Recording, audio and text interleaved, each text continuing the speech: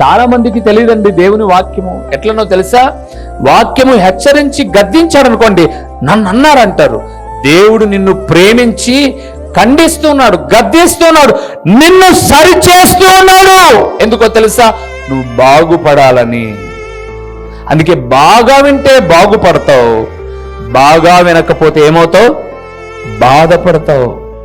ఏదైనా సందర్భానుసారంగా ఏ విషయమైనా సరే, మీ పిల్లల్ని గద్దిస్తారా? మీరు పక్కింటి వాళ్ళు గద్దిస్తారా?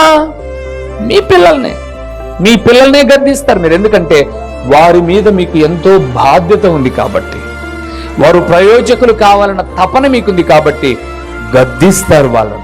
ఎందుకంటే దేవుని సేవకుడు గొంతు చించుకొని గుండెలు పగిలిపోయే రీతిగా అరిసి గద్దించి హెచ్చరించి వాక్యం చెప్తాడు అనంటే పరిశుద్ధతలో పాలు పొందాలని, మేలు కొరకే.